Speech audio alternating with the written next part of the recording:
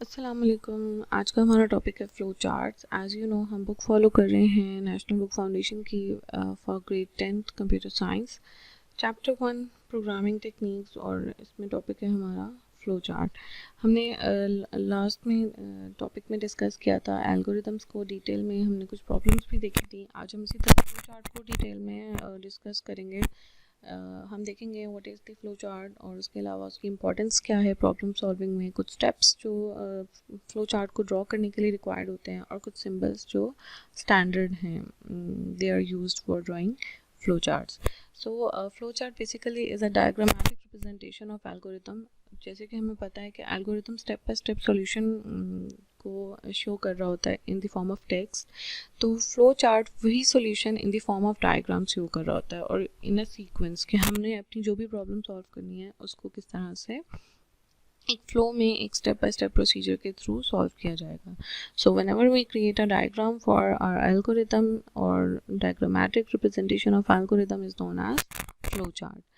Y flow chart is important in problem solving? क्योंकि flow chart हमारे पास एक सीक्वेंस ऑफ ऑपरेशन शो कर रहा होता है, हमारी जो भी प्रॉब्लम सॉल्व होनी है उसको इन the form of diagram show कर रहा होता है।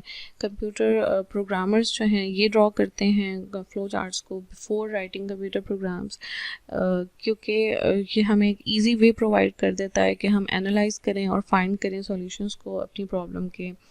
वंस हमारा फ्लो चार्ट जब बन जाता है, it is drawn, it becomes very easy to convert it into any high level language. अगर आपको वो लैंग्वेज आती है, you are familiar with the syntax, तो आपके लिए बहुत आसान है कि आप उसको इजीली कन्वर्ट कर सकें। And it is also very helpful in communicating the problem solving method to other people, क्योंकि लोगों को मोस्टली हाई लेवल लैंग्वेज नहीं आती होती है, और उसके लिए सबसे आसान तरीका ये है कि डायग्राम के फॉर्म में कुछ सिंबल्स के थ्रू चीज़ों को रिप्रेजेंट कर दिया जाए, तो everybody can get familiar with that. उसके लिए हर बंदे को प्रोग्रामिंग लैंग्वेज सीखने की ज़रूरत नहीं पड़ती है। तो कम्युनिकेट करना है जब भी आपने अपनी कोई भी प्रॉब्लम सॉल्विंग मैथड, तो उसके लिए भी ये हेल्पफुल है।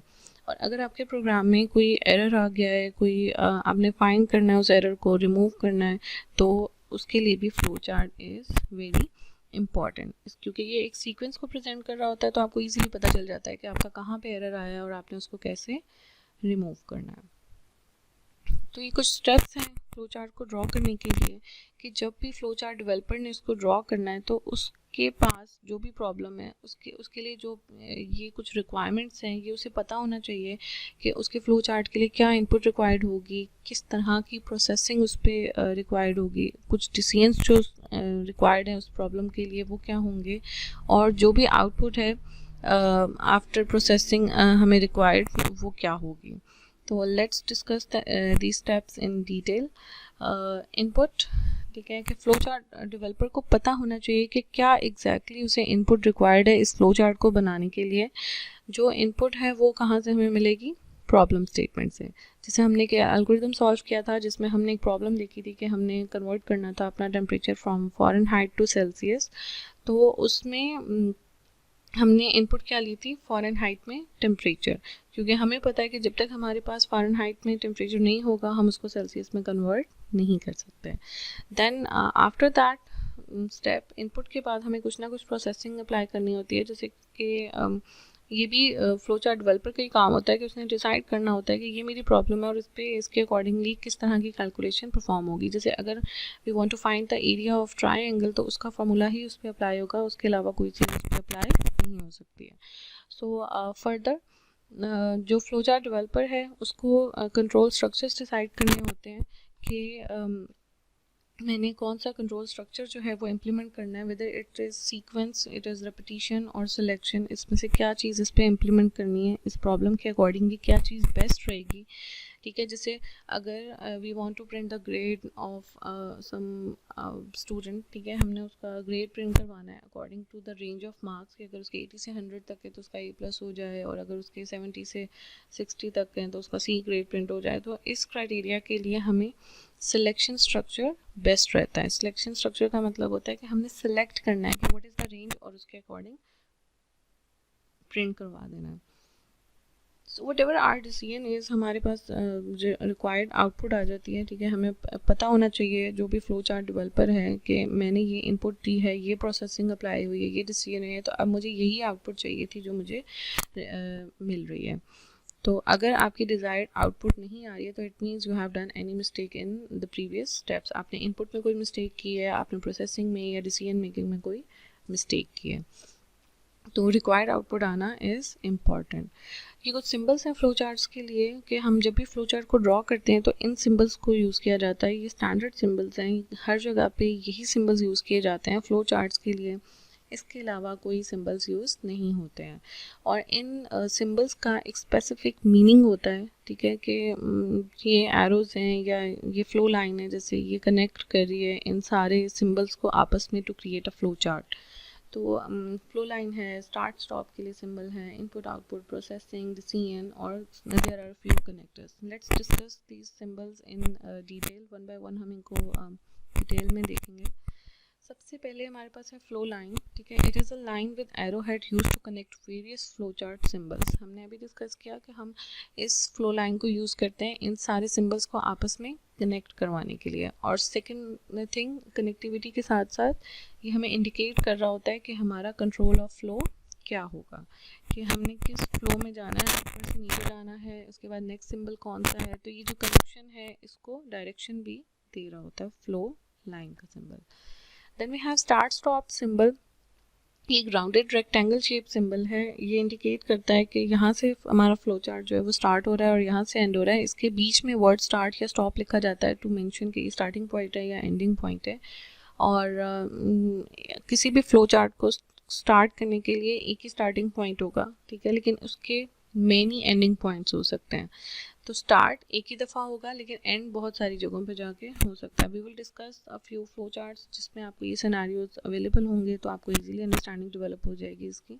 Then we have input output symbol, एक पैरेललोग्राम के थ्रू रिप्रेजेंट किया जाता है। हमारी जितनी भी हम आउटपुट ले रहे होते हैं यूज़र से या कोई प्रिंटिंग हम करवा रहे होते हैं, तो उन सब को हम इस पैरेललोग्राम के अंदर रिप्रेजेंट करते हैं। Then we have a processing symbol, एक रेक्टेंगुलर ब्लॉक होता है जिसको डाटा प्रोसेसिंग के लिए यूज़ किया जाता है इस ऑपरेशन के सिंबल को शो करने के लिए। जैसे आप कोई फार्मूला अप्लाई कर रहे हैं, आप किसी वेरिएबल को कोई वैल्यू असाइन कर रहे हैं, तो वो सब आप इस रेक्टेंगुलर ब्लॉक के अंदर लिखेंगे। Then we have a decision symbol, जैसे मैंने कहा था कि हमें सर्टेन कंडीशंस में डिसीजन लेना होता है, जैसे A is greater than B, B is less than C, इसमें येस और नो का आंसर आता है। तो इन केसेस में we draw this decision symbol.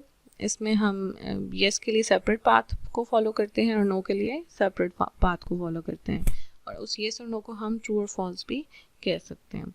Then we have connectors, ठीक है। हमने अपनी डिफरेंट जो हमारी आउटपुट्स आ रही होती हैं उनको एक जगह कनेक्ट करके अगर एंड करवाना है अपने फ्लो चार्ट को, या हमने अपना फ्लो चार्ट इतना बड़ा है कि वो ऑन वन पेज पूरा नहीं आ रहा और हमने उसको डिफरेंट पेज पे जाके ड्रॉ किया हुआ है, तो उनको आपस में कनेक्ट करवाने के लिए या ये शो करने के लिए कि the flow chart is not ended here, इसका फर्दर पार्ट जो है वो नेक्स्ट अवेलेबल है, तो हम डिफरेंट कनेक्टर्स को यूज़ करते हैं कि different parts of flow charts को आपस में कनेक्ट करने के लिए कनेक्टर्स यूज़ किए जाते हैं। ये ऑन पेज होता है, यानी सेम पेज पे अगर आपने पार्ट्स को कनेक्ट करना है तो आप ऑन पेज कनेक्टर यूज़ करेंगे, और अगर किसी न्यू पेज पे कोई और पार्ट है तो आप उसको कनेक्ट करने के लिए ऑफ पेज कनेक्टर यूज़ करेंगे। हमने कुछ प्रॉब्लम्स डिस्कस की थी एल्गोरिथम्स की, 13 प्रॉब्लम्स थी अकॉर्डिंग टू दिस बुक, और उन्हीं प्रॉब्लम्स को यहाँ पे हमने कन्वर्ट किया है into flow chart. Flow chart आपको उन्हीं सारी प्रॉब्लम्स के नज़र आएंगे। जैसे फर्स्ट प्रॉब्लम थी हमारी कि हमें सम, प्रोडक्ट और एवरेज लेना था। अगर आप फ्लो चार्ट को देखें तो स्टार्ट हो रहा है,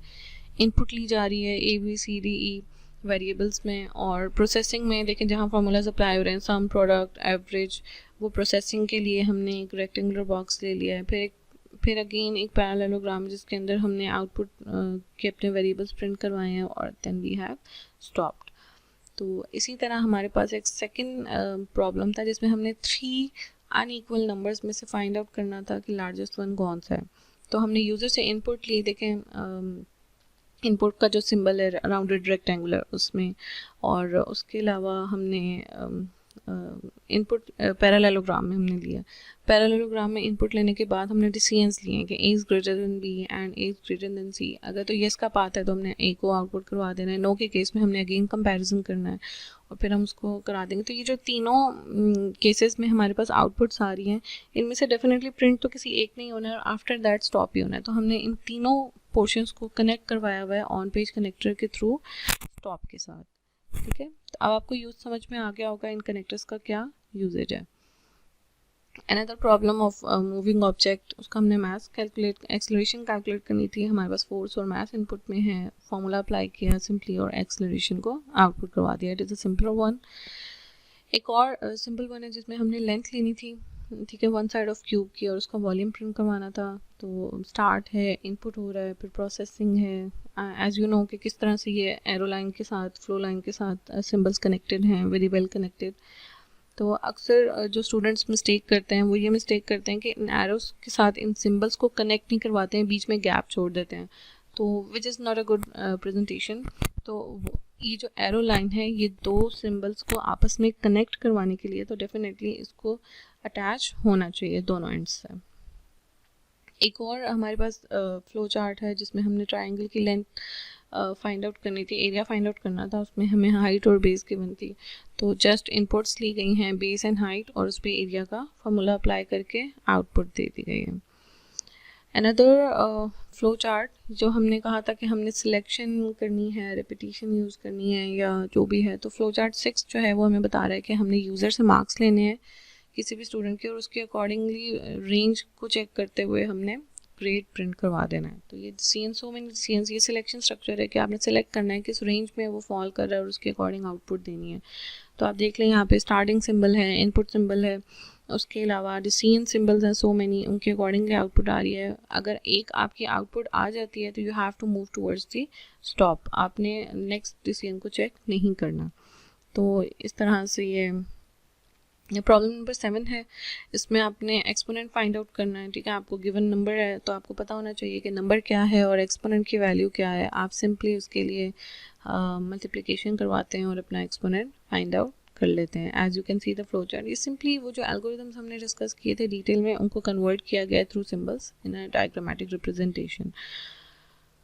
और ऑड नंबर्स 1 से लेके 100 तक फाइंड आउट करने हैं, उसके लिए ये एक फ्लो चार्ट है, ठीक है। स्टार्ट कर रहे हैं हम, के की वैल्यू 1 आउटपुट करवा रहे हैं के को, देन 2 के इंक्रीमेंट के साथ एज वी डिस्कस्ड अर्लियर कि क्या लॉजिक इम्प्लीमेंट होनी है, तो वो लॉजिक को यहाँ डायग्रामेटिक रिप्रेजेंटेशन में शो किया गया है।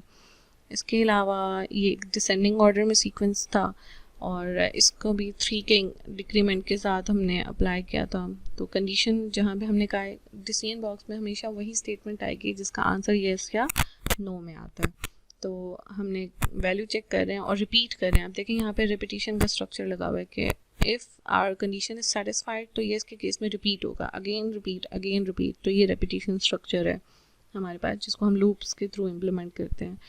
Again sum of even numbers up to 100, तो इवन नंबर्स आपको पता है 2 के गैप से होते हैं, तो 2 के इंक्रीमेंट के साथ हम उनको कैलकुलेट करते जाएंगे sum until unless we reach the value of 100। तो यहाँ पे भी रिपीटिशन स्ट्रक्चर इम्प्लीमेंट किया गया है। अनदर वन जिसमें हमने मल्टीप्लिकेशन टेबल, एक नंबर गिवन है उसका फाइंड आउट करना है या प्रिंट करना है। तो उसके लिए भी मल्टीप्लिकेशन आपको पता है किस तरह से होती है, डिफरेंट वेरिएबल्स हैं, उनमें इंक्रीमेंट के साथ कंडीशन को चेक किया, ये भी रेपिटेशन स्ट्रक्चर है। Then we have to convert temperature from Fahrenheit to Celsius, जैसे मैंने डिस्कस किया था आपके साथ। तो इनपुट देख लें हमने फ़ारेनहाइट में लिया है और अगेन सेल्सियस में कन्वर्ट करने के लिए फार्मूला अप्लाई कर दिया है, आउटपुट करवा दिया है। इट इज़ वेरी सिंपल, मतलब वन लुक में आपको पता चल रहा है कि व्हाट वाज द प्रॉब्लम और हो क्या रहा है। और next one is last one, flow chart, जिसमें हमने फैक्टोरियल फाइंड आउट करना था। तो फैक्टोरियल के लिए हमें नंबर पता होना चाहिए जिस नंबर का हमने फैक्टोरियल फाइंड आउट करना है और उसके लिए अकॉर्डिंगली प्रोसेसिंग और फिर डिसीजन मेकिंग और फिर हम फैक्टोरियल को प्रिंट करवा देते हैं। So this is all about flow charts. After completing this topic we are done with chapter number 1 programming techniques, और इसकी एक्सरसाइज हमने कंटिन्यू करनी है। एक्सरसाइज में हमारे पास ये MCQs हैं, ठीक है, इनको सॉल्व करना है। जैसे नंबर 1 इज़ कि हमने कौन सा विच of the following structure repeats one और मोर ऑपरेशंस। रेपिटेशन के लिए हमें पता है कि हम हमेशा लूप्स यूज़ करते हैं। नेक्स्ट वन इज़ कि which of the following structure allows a choice among various options. तो चॉइसेस पता ही है आपको कि selection. Which of the following is a sequence of instructions written in computer language to solve a program. तो यहाँ पे कुछ बच्चे कंफ्यूज हो जाते हैं इस स्टेटमेंट के साथ, तो आपने कंफ्यूज नहीं होना है। आपने ये देखना है कि instructions written in computer language, अगर इन सिंपल लैंग्वेज होती तो वो एल्गोरिथम होता। अब क्योंकि वो कंप्यूटर की लैंग्वेज में है तो it is known as program. What illustrates a sequence of operations to be performed to solve a problem in the following in the form of diagram। तो जब भी हम अपनी प्रॉब्लम के सॉल्यूशन को डायग्राम के फॉर्म में रिप्रेजेंट करते हैं तो it is known as flow charts. What is represented by parallelogram in a flow chart? Input output, definitely हमने अभी डिस्कस किया है इसको। What is represented by small circle in a flow chart? It is connector. Two types of connectors हमने discuss की हैं, on page and off page. So which symbol is use for decision in flow chart? Decision के लिए हमने discuss किया था कि हमें diamond shape is required. Which symbol is use for processing in a flow chart? तो it is a rectangle. Hopefully ये lecture आपके लिए लर्निंग वाला होगा, आपने इसमें बहुत कुछ लर्न किया होगा। अगर आपकी स्टिल कोई प्रॉब्लम है, कोई चीज़ आपको लगता है कि आपको समझ में नहीं है, तो you can contact me. But if you think you have learn something from this video, please consider subscribing my channel. Show your support bye liking the video. आपकी सपोर्ट से, आपकी इंगेजमेंट से मुझे मोटिवेशन मिलेगी कि मैं इस तरह की मोर वीडियोज़ आपके लिए फ्यूचर में बना सकूँ। Till then, thank you, stay safe and blessed.